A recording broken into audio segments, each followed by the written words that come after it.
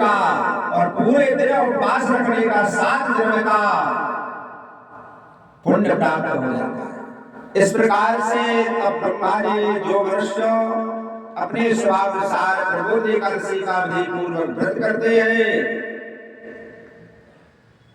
और श्रद्धा पूर्वक उपवास करते हैं और जो एक समय अगर संध्या कालीन समय भोजन करता है उसके 2 जन्म के पाप और जो पूरे दिन निराहार व्रत करता है भगवान विष्णु का पूजन करता है वो 7 जन्म के पाप जल करके दग्ध हो जाते हैं।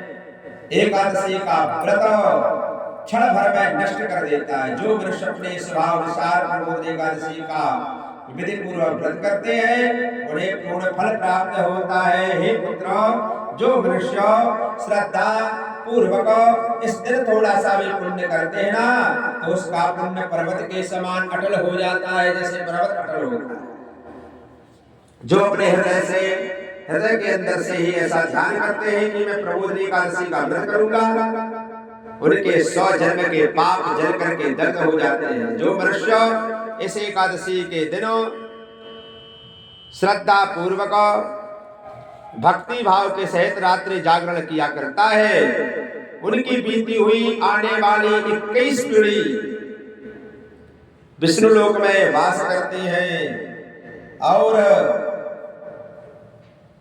उनके पितृ विष्णु लोक में जाकर के सुख भोगते हैं। हे पुत्र, ब्रह्महत्या आदि महान पाप भी प्रबोधनी एकादशी के दिन रात्रि जागरण करने मात्र से नष्ट हो जाते हैं। जितने पाप है जाने अनजाने, इस प्रबोधनी एकादशी को रात्रि जागरण करने का फल अश्वमेध आदि यज्ञों के फल से भी अधिक होता है। इसलिए रात भर जागरण करना चाहिए।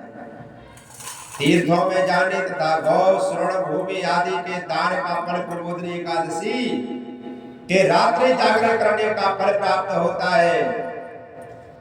जैसे हमने आज रात्रि जागरण कर लिया ना तो समझो हमने एक गौ का दान कर लिया, श्रवण का दान कर लिया, भूमि का दान कर लिया, केवल रात्रि जागरण करने मात्र से।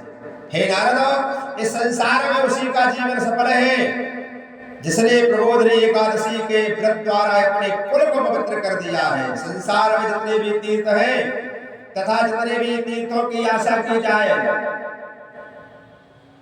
वह प्रबोधनी एकादशी के व्रत करने वाले के घर में रहते हैं। मनुष्य को समस्त कर्मों को त्यागते हुए भगवान की प्रसन्नता के लिए कार्तिक मास की प्रबोधनी एकादशी का व्रत अवश्य करना चाहिए।